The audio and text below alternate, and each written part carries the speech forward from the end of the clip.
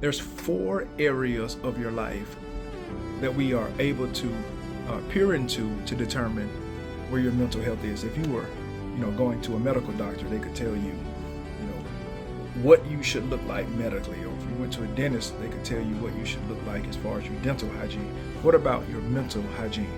There's about 4 areas that we look into, right? So number 1 is life satisfaction. I would ask you, overall, are you satisfied with the life that God gave you? Do you have a positive outlook on your life? Is there any hope that tomorrow can be better than yesterday? People who have good mental health typically have a bright outlook on their future. So life satisfaction. Number 2, emotional flexibility. Do you have a wide range of emotions? Typically when people aren't well emotionally, there are certain feelings that have been shut off or closed off to them. So they're only able to show or demonstrate just a few emotions. We should be able to demonstrate a wide range of emotions: anger and fear and sadness and happiness and joy and contentment. But trauma can blunt those feelings, flatten those feelings, and affect your mental health. So life satisfaction, emotional flexibility. Thirdly, support.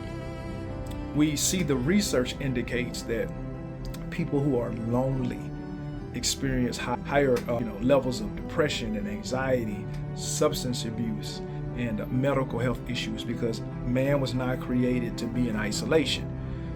God didn't make us just independent, He made us interdependent, right? I need you and you need me. So people do better when they're in relationships with other human beings. So we all need support, but not just any type of support.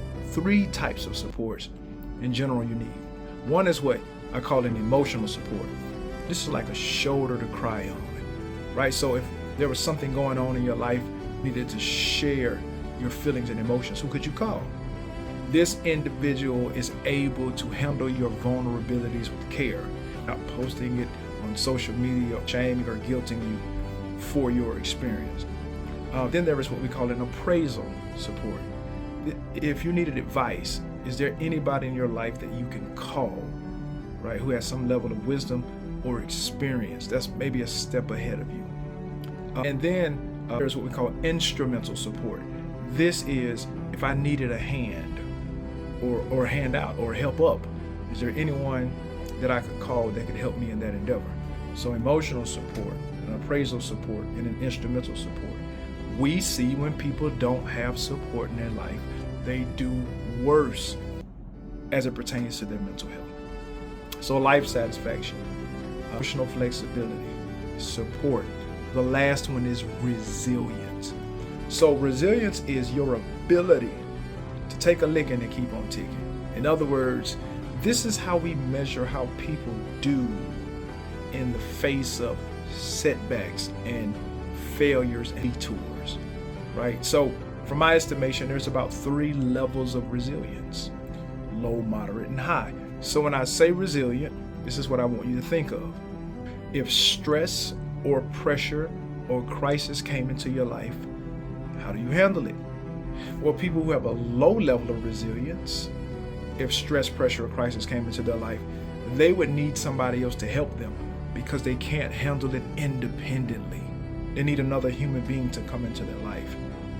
If someone doesn't come to help or rescue or support them, they're in trouble. We would say that these individuals have a low level of resilience. Then there is a moderate level of resilience. Stress, pressure, crisis comes into your life. These individuals are able to cope with it. They're able to cope because they have some coping skills.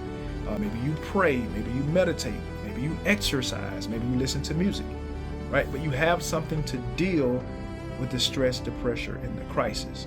So all of us should be at least moderately resilient. Then there is a high level of resilience. This is God's grand ideal. Biblically, this is the level of resilience that God wants you and I to live in. What's a highly resilient person? Not only do they have coping skills, but listen, these individuals are able to thrive in the face of stress, pressure, and crisis.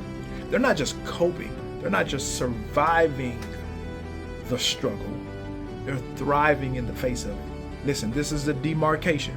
This is how you, when you're thriving, you're highly resilient.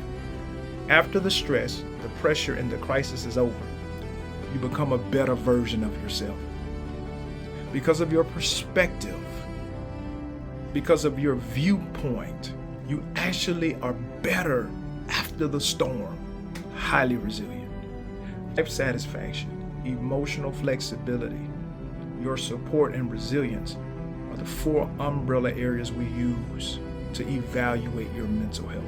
Take some time today, sit with the presence of God, see where you are as it pertains to your mental health. God's desire is for you to be healthy, physically, spiritually, and emotionally. God bless you. This has been Dr. Butler. I'm signing out. Talk to you soon.